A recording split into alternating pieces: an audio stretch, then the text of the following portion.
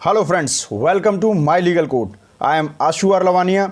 Legal aptitude legal reasoning की जो series चल रही थी उसमें हम अभी तक 8 लेक्चर्स कर चुके हैं। आज है 9th lecture, law of torts का तीसरा लेक्चर होगा आज। ठीक है, ओवरऑल 9th लेक्चर होगा आज।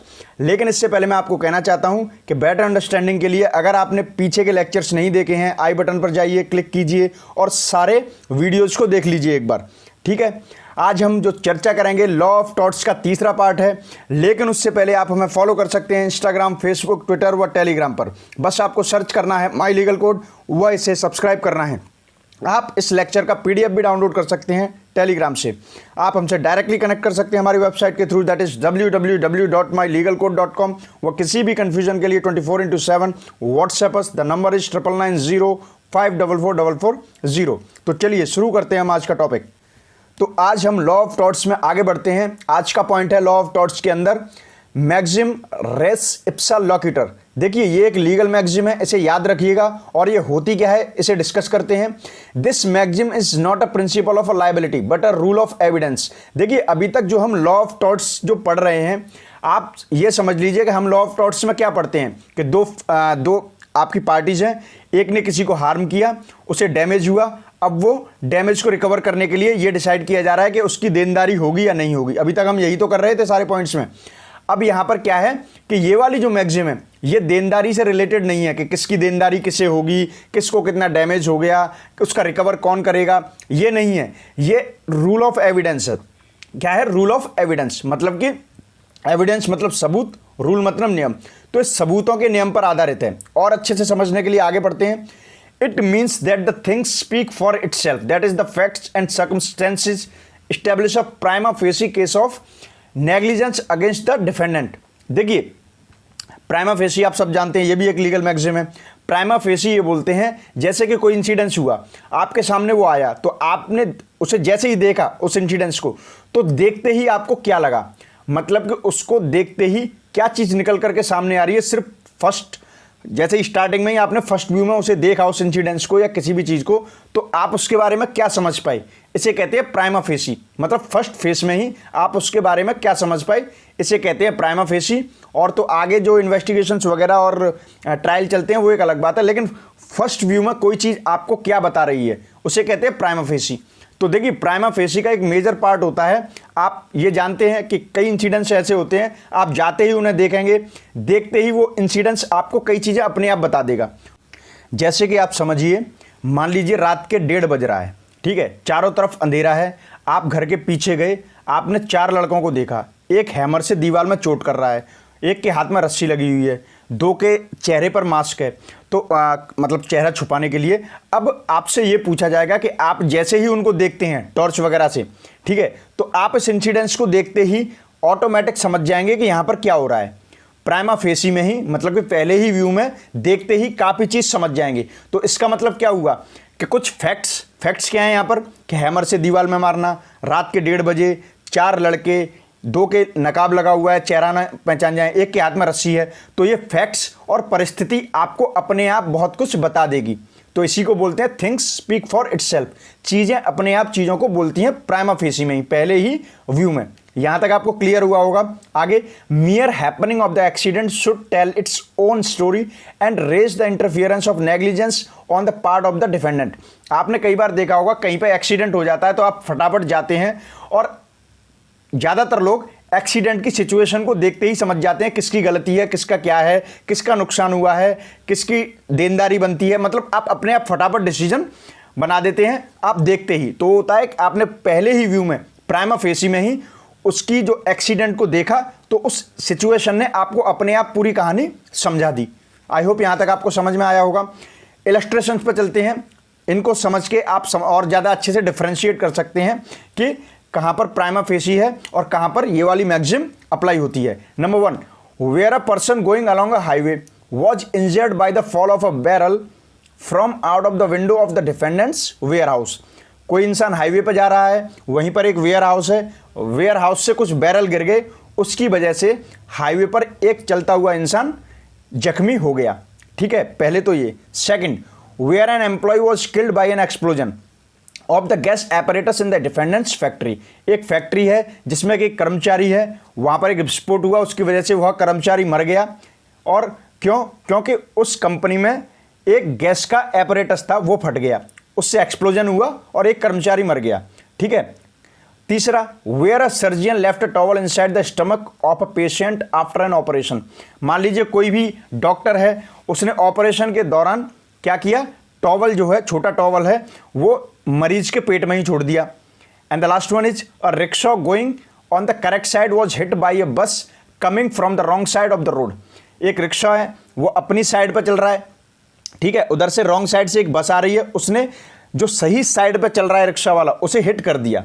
ठीक है। तो इस चारों जो पॉइंट्स हैं, आप ये समझ लीजिए कि चारों के चारों इंसिडेंसेस को अगर आप देखेंगे तो आप देखते ही समझ जाएंगे, प्राइमा फेसी में ही समझ जाएंगे कि इनमें कहाँ किसकी क्या गलती है। इसमें कोई ज़्यादा सोचने की ज़रूरत नहीं है। ठीक है, आप फटाफट बता देंगे कि इसमें किसकी गलती है। तो ये सारी सिचुएशंस आपको अपने आप बता रही हैं कि किसकी गलती है, किसकी नहीं है, किसको डैमेज हुआ है, किसका रिकवर किया जाना है, किसको लॉ ऑफ टॉर्ट्स के द्वारा किसी का डैमेज को रिकवर करना है। ठीक है। तो ये सिंपल चीज़ है। एक बार मैं पूरे को होल सिनेरियो को एक लाइन में और बोल देता हूं।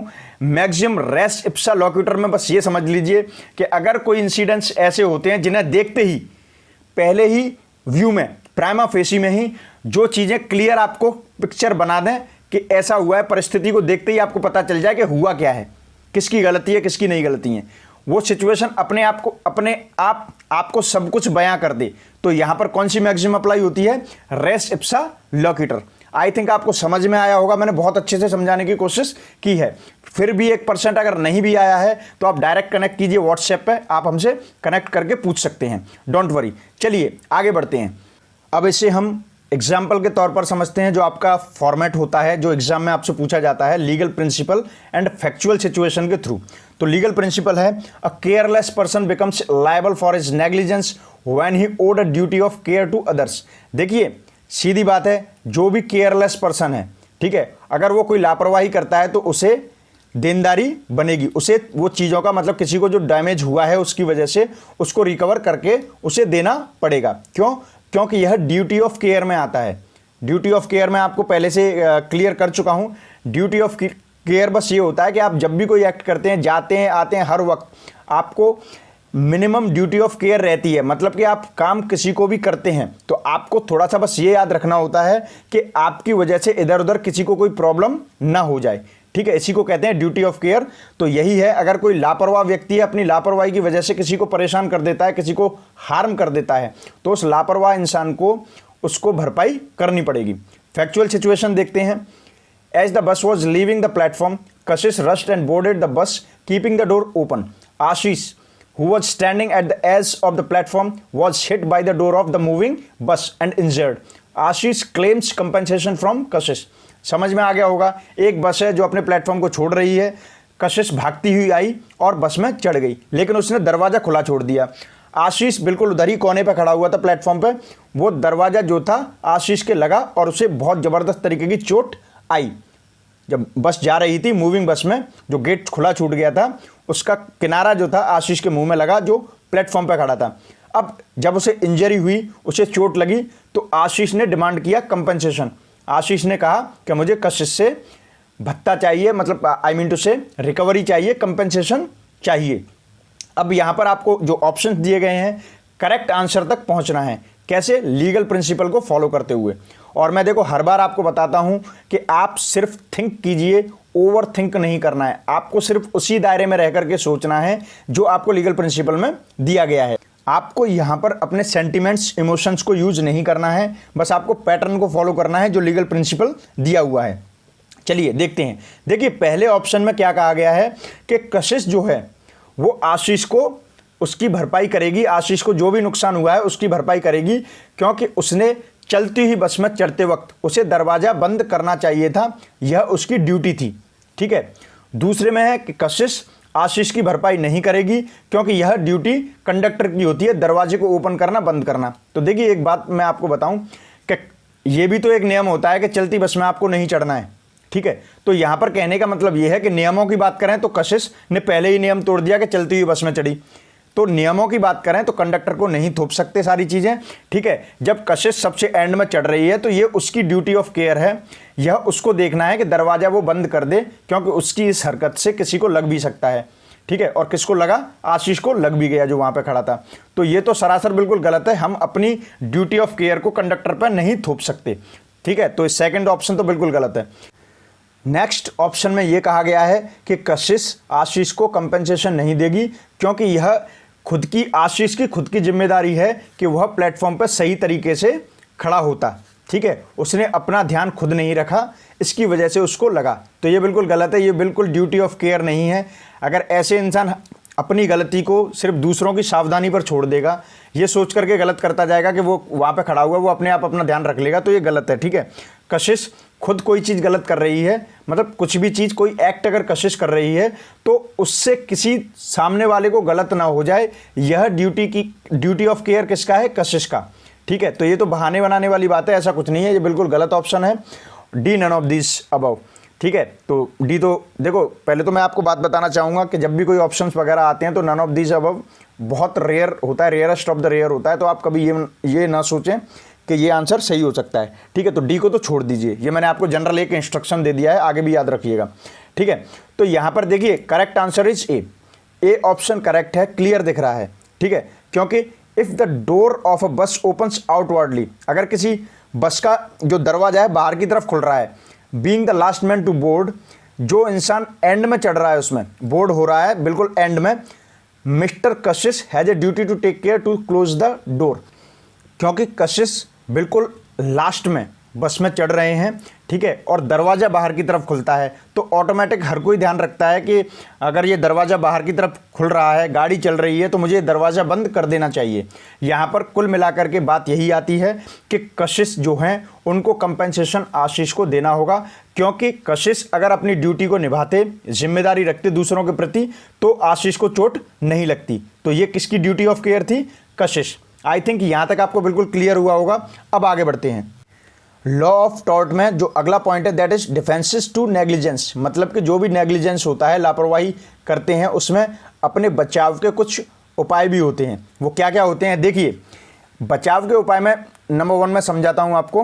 होता क्या है कि मान लीजिए किसी के नेग्लिजेंस से, किसी की लापरवाही से किसी दूसरे को कोई प्रॉब्लम हुई, लेकिन अगर वो ये प्रूव कर दे कि सामने वाले ने भी लापरवाही की थी, तो वहाँ पर अगर लापरवाही करते हुए किसी व्यक्ति का डैमेज होता है तो वो क्लेम नहीं कर सकता है।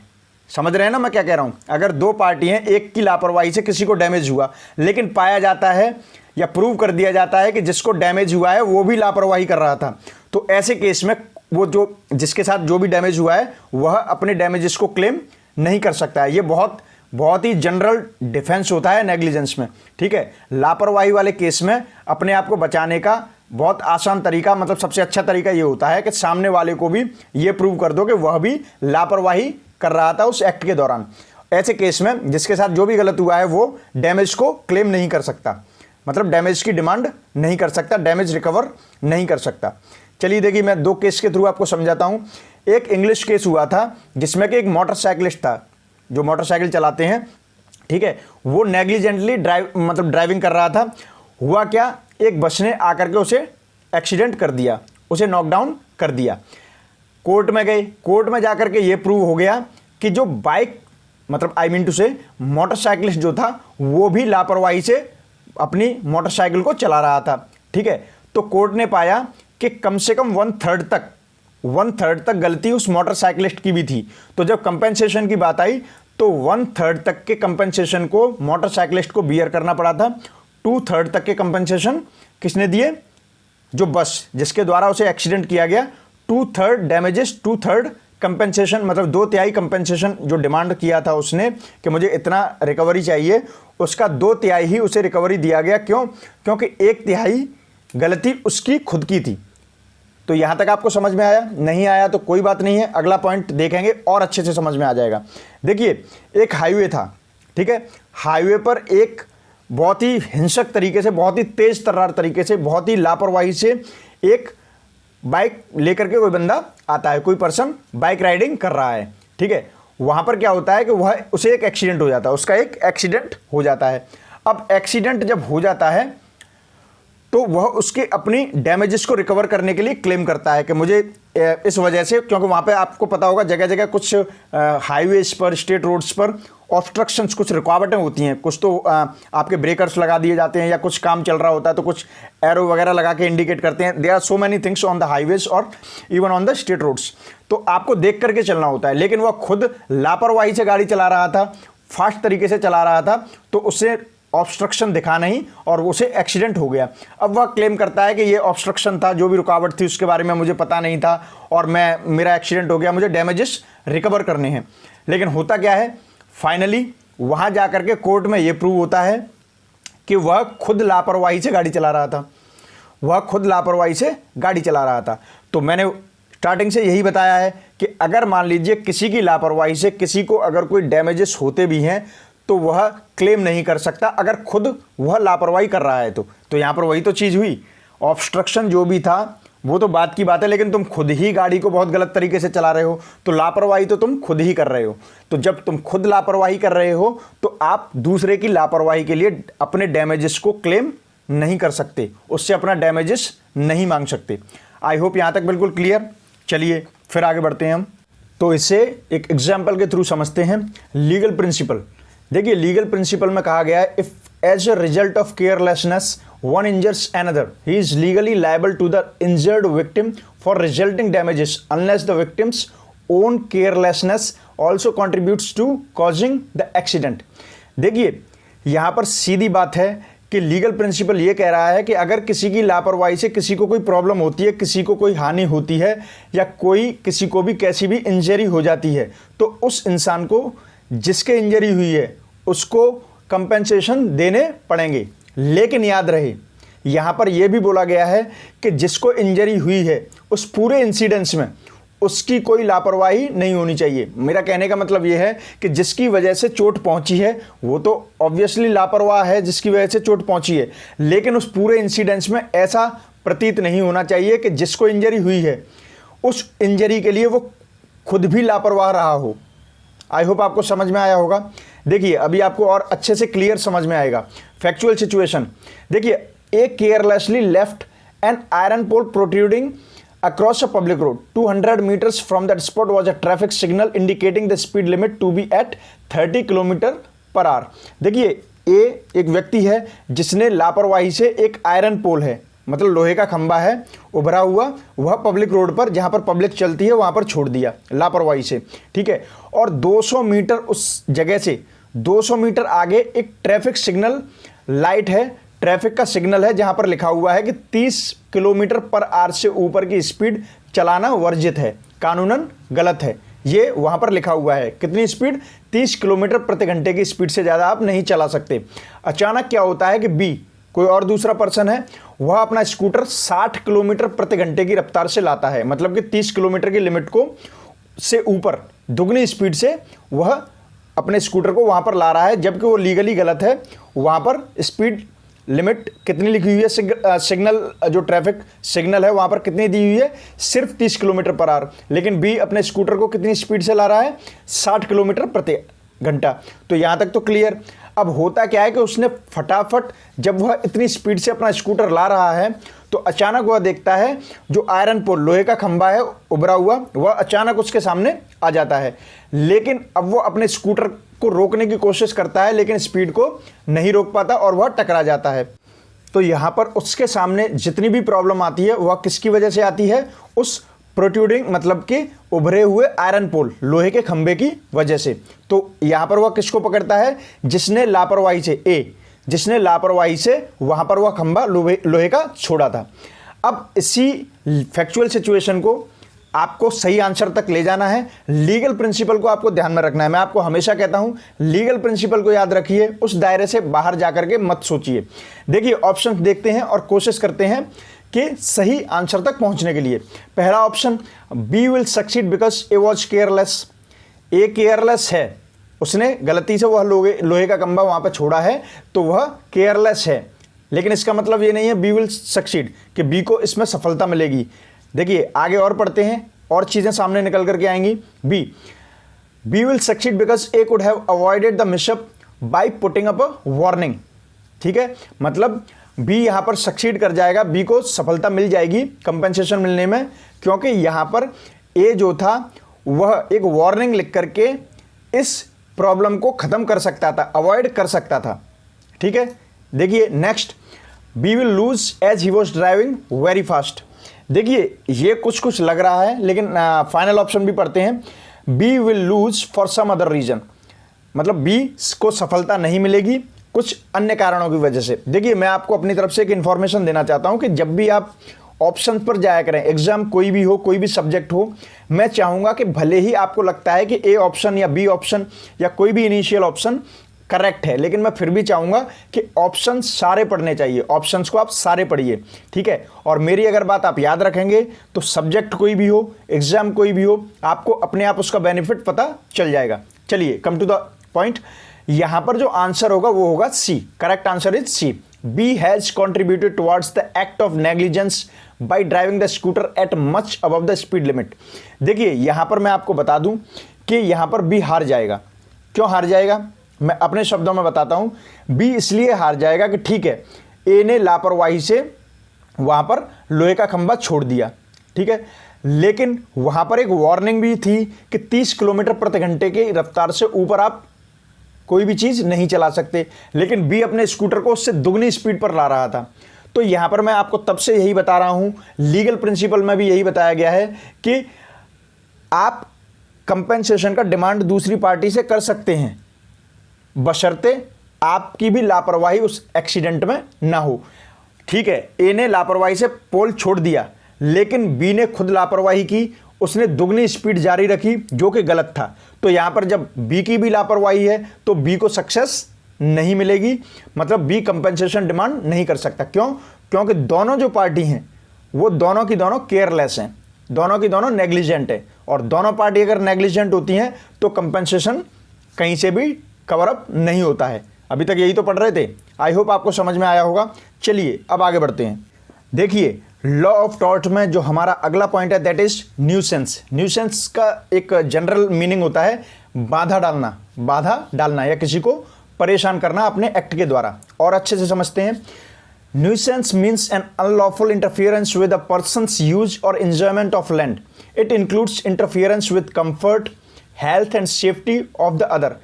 देखिए यहां पर क्या होता है कि न्यूसेंस का मतलब ये होता है कि आप गैर कानूनी तरीके से किसी भी इंसान की लाइफ में या उस जिस जगह पर इंसान रहता है या जब कोई भी इंसान अपनी जगह पर रहता है और अपनी जगह को एंजॉय कर रहा है या पर्सन अपनी लाइफ को जी रहा है, गैर कानूनी तरीके से जा करके उस इंसान की लाइफ में इंटरफियरेंस करना, मतलब कि बाधा डालना। ठीक है, इसी को न्यूसेंस कहते हैं। ठीक है, और ये न्यूसेंस जो होता है, बाधा डालना किस किस क्षेत्र में हो सकता है। मान लीजिए किसी भी इंसान की कंफर्टेबिलिटी में, मतलब आराम में अगर कोई बाधा उत्पन्न करता है, स्वास्थ्य को लेकर के बाधा उत्पन्न करता है, या उसकी सुरक्षा को लेकर के बाधा उत्पन्न करता है, तो ये सारे केस किसके अंडर में आते हैं, न्यूसेंस के अंडर में आते हैं। मैं एक बार फिर बोलना चाहता हूं, न्यूसेंस का अगर आप जनरल मतलब देखना चाहते हैं वो बाधा डालना। ठीक है, न्यूसेंस दो तरीके के होते हैं, एक होता है पब्लिक न्यूसेंस, दूसरा होता है प्राइवेट न्यूसेंस। पब्लिक मतलब सार्वजनिक और प्राइवेट मतलब निजी। तो देखिए पब्लिक न्यूसेंस को समझते हैं। देखिए पब्लिक न्यूसेंस क्या होता है कि मान लीजिए आप किसी इंसान के पब्लिक मतलब सार्वजनिक तौर पर कानून के तरीकों में, कानूनी तौर पर किसी को जो राइट मिले हुए हैं, आप उनमें इंटरफियर करने लग जाएं, आप उनमें बाधा डालने लग जाएं। ठीक है, तो याद रखिएगा ये न्यूसेंस है और यह एक अपराध भी है। क्यों, क्योंकि कानूनी रूप से किसी को जो अधिकार दिए गए हैं आप उनमें बाधा डाल रहे हैं, यह एक कानूनी अपराध है। और ये इंडियन पिनल कोड मतलब कि भारतीय दंड संहिता के अंडर में क्या है, ऑफेंस है। कैसा ऑफेंस, वह ऑफेंस जिसके लिए सजा भी दी जा सकती है। कौन कौन से हो सकती है, जैसे कि कीपिंग ए ब्रॉदल, ब्रॉदल मतलब वैश्यालय को बोलते हैं, जब वैश्यावृत्ति होती है तो ये गैर कानूनी है। Digging trench on a highway, मान लीजिए कोई हाईवे है उस पर गड्ढा खोद देना। सेलिंग कंटेमिनेटेड फूड, आपको पता है कि कोई फूड गंदा है, कंटेमिनेटेड है, दूषित है, फिर भी आप उसे बेच रहे हैं और दूसरों की जिंदगी को खतरे में डाल रहे हैं। तो जानबूझ करके आप दूसरों की ज़िंदगी को खतरे में डाल रहे हैं और उन्हें कंटेमिनेटेड फूड बेच रहे हैं, तो ये क्या है, यह पब्लिक न्यूसेंस है। यह सार्वजनिक तौर पर जो चीज़ें गलत हैं आप उनको यूज कर रहे हैं, सब इंसानों के, जितने भी लोग हैं उनके लीगल राइट्स को वायलेट करने के लिए। आई होप यहाँ तक आपको समझ में आया होगा। प्राइवेट न्यूसेंस भी देख लेते हैं। देखिए प्राइवेट न्यूसेंस जो होता है वह टॉर्ट में एक सिविल रॉन्ग होता है। सिविल रॉन्ग, प्राइवेट जो सिविल रॉन्ग जो था और जितने भी जो रॉन्ग्स वगैरह थे टॉर्ट में, मैं आपको इनिशियली जब टॉर्ट को मैं स्टार्ट कर रहा था वहाँ पर मैं आपको बता चुका हूँ, तो यहाँ पर नहीं बताने वाला हूँ। आप उन लेक्चर्स को देखिए तो और अच्छे से समझ में आएगा। ठीक है, तो याद रखिएगा टॉर्ट में प्राइवेट न्यूसेंस जो होता है, निजी रूप से निजी तौर पर बाधा डालना, ये क्या होता है, सिविल रॉन्ग होता है। ठीक है, अब यहाँ पर बात करते हैं कि न्यूसेंस की जब भी बात आएगी तो आप किन चीज़ों को सोच करके कहेंगे कि ये न्यूसेंस है। देखिए न्यूसेंस के कुछ एसेंशियल पार्ट होते हैं, बहुत ही ज़रूरी पार्ट होते हैं। वह कौन कौन से होते हैं? Number 1, unlawful interference with the use और enjoyment of land of other person resulting in some injury और डिसकम्फर्ट टू हिम। गैर कानूनी तरीके से किसी भी इंसान की पर्सनल लाइफ में बाधा डालना, या मान लीजिए वह कोई भी इंसान कानूनी रूप से अपने क्षेत्र में बैठा हुआ है, अपने घर पर जो उसकी कानूनी रूप से ज़मीन है, जायदाद है, उसका एंजॉय कर रहा है, आप उसमें जा कर के अगर कोई बाधा डालते हो जिससे कि उसको इंजरी होती है, कोई उसको नुकसान हो जाता है या उसकी कंफर्टेबिलिटी में कोई प्रॉब्लम आती है, तो यह क्या है, यह एक एसेंशियल कंपोनेंट है किसका, न्यूसेंस का। यहाँ पर आप कह सकते हैं कि यह न्यूसेंस है या बाधा डालना है। Next, the act must result in a damage to the plaintiff. आपके द्वारा किया हुआ कोई भी एक्ट है, आपके द्वारा कोई भी न्यूसेंस, क्योंकि न्यूसेंस की चर्चा कर रहे हैं, आपके द्वारा कोई भी किया हुआ एक्ट है उससे सामने वाले को डैमेज हो गया। प्लेंटिफ देखिए मैं पहले भी बता चुका हूँ, प्लेंटिफ मतलब अर्जीदार, जिसके साथ कोई गलत हुआ है और जो कानून में या कोर्ट में अर्जी दे रहा है उसे कहते हैं प्लेंटिफ, और उसकी दूसरी जो पार्टी होती है उसे कहते हैं डिफेंडेंट, जो अपना बचाव करता है। ठीक है, तो अगर किसी के द्वारा किया हुआ कोई काम सामने वाले को डैमेज कर दे तो ये भी एक एसेंशियल कंपोनेंट है न्यूसेंस का। इन दो कंपोनेंट को याद कर करके आप पता कर सकते हैं कि यह न्यूसेंस का केस है या नहीं। ठीक है, यहां तक क्लियर। नेक्स्ट देखते हैं। देखिए यहां पर पॉइंट है, नॉर्मली कांस्टेंट नॉइज और अनयूजुअल और abnormal noise, unlawful obstruction, offensive smell और fumes, loud playing of music और musical instruments at odd hours. देखिए आप लगातार शोर करते जा रहे हैं, ठीक है, अलग तरीके का शोर कर रहे हैं, या बिल्कुल जो मतलब जनरल लेवल पर जो इमेजिन नहीं किया जा सकता, उम्मीद नहीं की जा सकती, ऐसा आप शोर मचा रहे हैं। ठीक है, आप गैर कानूनी कोई रुकावट पैदा कर रहे हैं। ठीक है, किसी भी तरीके की एक अलग गंदी सी, जिसे हम मतलब टॉलरेट नहीं कर सकते, इस तरीके की कोई गंध फैला रहे हैं। ठीक है, या आप संगीत को या म्यूजिक को बहुत लाउड प्ले कर रहे हैं, बहुत ही ज़्यादा शोर शराबा कर रहे हैं, या आप कह सकते हैं ऑड आवर्स, मतलब कि जैसे कि आप ये समझ लीजिए कि रेजिडेंशियल एरिया में आप रात को 2 बजे, 3 बजे, 1 बजे मतलब बहुत तेज़ म्यूजिक चला रहे हैं। ये सब क्या हैं, ये सब क्या हैं, ये सब के सब टॉर्ट में न्यूसेंस का काम करते हैं। इसी को कहते हैं न्यूसेंस। जो टॉर्ट में हम न्यूसेंस पढ़ रहे हैं उसके बहुत ही अच्छे एग्जाम्पल्स हैं ये। ठीक है, आप याद रख सकते हैं। नेक्स्ट पॉइंट देखिए, एक इंग्लिश केस हुआ था, उसमें क्या था कि एक छोटी सी फैक्ट्री थी, एक छोटी सी फैक्ट्री थी मोमबत्ती बनाने की वहाँ पर, और वो बहुत सालों से स्मेल क्रिएट करती थी, एक अलग तरीके की गंदी स्मेल क्रिएट करती थी। एक बार क्या हुआ कि वहाँ पर किसी ने घर लिया, अपना रेजिडेंस लिया, ठीक है, और उसने जब देखा कि यहाँ पर कंटिन्यू स्मेल आती है, फ्यूम्स आती है, बहुत गंदी गंदी मतलब दिक्कत होती है जिससे, तो उसने इसके खिलाफ अर्जी लगाई। अब जो कैंडल बनाने वाली जो फैक्ट्री है उसका मालिक वही तो डिफेंडेंट होगा, अर्जी लगाने वाला प्लेंटिफ, अपोजिशन कौन होता है, उस अर्जी लगाने के जो अपोजिट में होता है उसे कहते हैं डिफेंडेंट, मतलब कि बचाव करने वाला। तो बचाव करने वाले ने बोला कि देखिए हमारी फैक्ट्री तो काफ़ी टाइम से चल रही है, लेकिन इन्होंने ही यहाँ पर घर ले लिया है, ये अपने आप प्रॉब्लम में आए हैं। ठीक है, हमारी फैक्ट्री के पास इन्होंने घर लिया है, इसका मतलब ये अपने आप प्रॉब्लम को मोल लेते हुए आए हैं। लेकिन ध्यान रखिएगा कि यह नहीं चल पाएगा। डिफेंडेंट ने जो प्ली लगाई है, जो अपने बचाव में जो भी शीट दी है वह बिल्कुल गलत है, उसे रिजेक्ट कर दिया जाएगा। क्यों? क्योंकि यह न्यूसेंस है। आप रेजिडेंशियल एरिया में अगर कोई रहता है और वहाँ पर कंटिन्यू कोई गंदी स्मेल है, वो प्रॉब्लम क्रिएट कर रही है, तो यह न्यूसेंस माना जाएगा। तो इस न्यूसेंस में डिफेंडेंट जो है, जिसको बचाव करना है, उसकी प्ली को रिजेक्ट कर दिया जाएगा। ठीक है, आप यहाँ तक समझे। और केस को कौन जीतेगा? जिसने घर लिया है और जिसे दिक्कत हो रही है वो केस को जीत जाएगा। क्लियर।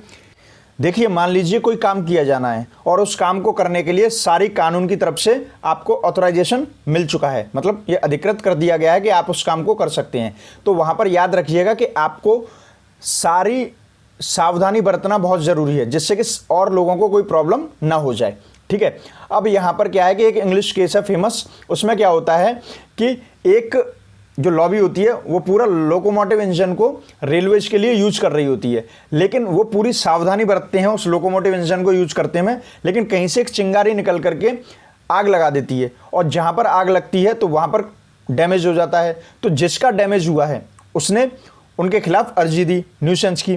तो यहाँ पर एक बात ये आती है कि देखिए उन्हें लापरवाही न्यूसेंस के अंडर में उन्हें लायबल नहीं ठहराया जाएगा, उन पर दोष नहीं लगाया जाएगा। क्यों? क्योंकि उन्होंने उस प्रॉब्लम को बचाने से पहले पूरी सावधानियां बरती हैं, जितनी भी पॉसिबल चीज़ें हो सकती थी उन्होंने की हैं, जिससे कि इस तरीके का कोई खतरा ना हो। तो न्यूसेंस में तो वो लायबल नहीं ठहराए जाएंगे। हाँ, इतना ज़रूर है कि चाहे कैसे भी करके वो लापरवाही तो हुई और उससे जिसका डैमेज हुआ है उसको रिकवरी के लिए उन्हें मतलब कहा जाए, लेकिन उस वे में न्यूसेंस के तहत उनको लायबल नहीं ठहराया जाएगा, क्योंकि उन्होंने अपनी तरफ से उस प्रॉब्लम को बचाने के लिए पूरी जिम्मेदारियां निभाई, पूरी सावधानियां बरती। फिर भी यह है कि किसी तरीके से अगर सामने वाले का नुकसान हुआ है तो उसे न्यूज़ उस तरीके की उसकी लाइफ में जो बाधा उत्पन्न हुई है उसके लिए हम जनरली उसे लापरवाही के चलते उसे कंपनसेशन दे सकते हैं। ठीक है, उसके कंपनसेशन को अवॉइड नहीं कर सकते हैं, लेकिन यहाँ पर बात चल रही है न्यूसेंस की। तो इतना समझ लीजिए बस कि देखिए उन्होंने रेलवेज में लोकोमोटिव इंजन का इस्तेमाल किया। ठीक है, उन्होंने सारी की सारी सावधानियां बरती, उन्होंने कोशिश की कि ऐसी कोई घटना ना हो। ठीक है, फिर भी हो गई। तो ऐसे में क्या होता है कि न्यूसेंस के अंडर में वो लायबल नहीं होंगे। हाँ, जनरली वैसे जो भी नुकसान हुआ है सामने वाले का उसके लिए देनदारी हो सकती है, लेकिन उन्होंने न्यूसेंस के अंडर की बात करें तो उन्होंने वो काम करने से पहले सारी सावधानियां बरती थी। तो जब उन्होंने सारी सावधानियां बरती हैं तो उन्हें जनरली लायबल नहीं ठहराया जाएगा। आई होप आपको यहाँ तक समझ में आया होगा, और अच्छे से क्लियर समझने के लिए थोड़ा सा और आगे बढ़ते हैं। यहाँ पर एक एग्जाम्पल देखते हैं लीगल प्रिंसिपल और फैक्चुअल सिचुएशन का। देखिए लीगल प्रिंसिपल है an unlawful interference with a person's use और enjoyment of land or some right over or in connection with it's a nuisance in tort. देखिए अगर मान लीजिए आप गैरकानूनी, वही मैंने आपको पहले भी डिस्कस किया था, अगर आप गैरकानूनी तरीके से किसी भी इंसान की लाइफ में या वह जहाँ रहता है उसके रेजिडेंशियल एरिया में या उसकी प्रॉपर्टी में जाकर के उससे बाधा पहुंचाते हैं तो यह टॉर्ट में न्यूसेंस कहा जाएगा। ठीक है, अब फैक्चुअल सिचुएशन को देखते हैं। Mister Prasad filed suit against mister Shyam for a permanent injunction to restrain him from installing and running flour mill in their premises. According to Mr. Prasad, it created nuisance to them as they were put on the first floor of the same premises. Will his action succeed? देखिए मैं आपको समझाता हूँ। Mister प्रसाद ने एक suit लगाया mister Shyam के खिलाफ। ठीक है, क्यों? क्योंकि मिस्टर श्याम ने एक फ्लोर मिल, जो आपको पता होगा जो आटे की चक्की होती है, वह लगा रखी है सेम प्रीमाइस में, मतलब उनके जगह पर जहां पर वो रहते हैं। ठीक है, मिस्टर प्रसाद के द्वारा जो कहा गया है वह यह है कि मिस्टर श्याम की जो चक्की है, आटा चक्की है, उससे उनको रहने में बहुत प्रॉब्लम होती है, न्यूसेंस क्रिएट करती है, क्योंकि वह सेम बिल्डिंग के पहले फ्लोर पर बनी हुई है, पहले फ्लोर पर वह आटा चक्की बनी हुई है। तो देखिए क्या यह एक्शन सक्सेसफुल होगा? क्या इसमें सक्सेस मिलेगी मिस्टर प्रसाद को? आंसर देखिए यस, बिल्कुल सक्सेस मिलेगी मिस्टर प्रसाद को। क्यों? क्योंकि कोर्ट के द्वारा ये बोला जाएगा कि एक ही प्रीमाइस में, मतलब रेजिडेंशियल एरिया, पहली बात तो जहाँ पर लोग रहते हैं, ठीक है, उस एरिया में अगर आप फ्लावर मिल को ओपन करेंगे, आटा चक्की को लगाएंगे, इंस्टॉल करेंगे, ठीक है, तो वह एक परमिसिबल, मतलब जितना का परमिट दिया जा सकता है, जितनी छूट दी जा सकती है, उससे भी ज़्यादा शोर करेगी ही करेगी। आटा चक्की उतना, मतलब परमिशन जितनी दे सकते हैं उससे भी ज़्यादा शोर करेगी ही करेगी, क्योंकि वह रेजिडेंशियल एरिया है, वहाँ पर लोग रहते हैं। और यहाँ पर केस ये है कि बिल्डिंग भी सेम है, पहले फ्लोर पर ही तो आटा चक्की है और उसी बिल्डिंग में वो भी रहते हैं मिस्टर प्रसाद। तो कहने का मतलब ये है कि मिस्टर प्रसाद का अधिकार है कि वह अपने रहने की जगह या प्रॉपर्टी का यूज बिल्कुल फ्री ऑफ प्रॉब्लम कर सकें। मतलब कि वहाँ पर वह अपनी अगर प्रॉपर्टी को एंजॉय नहीं कर पा रहे हैं, किसी के द्वारा बाधा डाली जा रही है, रेजिडेंशियल एरिया है, तो यह कंप्लीट क्या है? प्राइवेट न्यूसेंस है। प्राइवेट न्यूसेंस है। तो यहाँ पर मिस्टर प्रसाद जीत जाएंगे। यहाँ तक आई होप आपको बिल्कुल क्लियर हुआ होगा। मैंने बहुत अच्छे से समझाने की कोशिश की है। अगर आपको थोड़ी सी भी प्रॉब्लम हो रही है कहीं पर भी समझने में, तो बेटर अंडरस्टैंडिंग के लिए आप पीछे के सारे पार्ट्स देखिए, आई बटन पर जाइए, क्लिक कीजिए, सारे वीडियोज आपको वहाँ से मिल जाएंगे।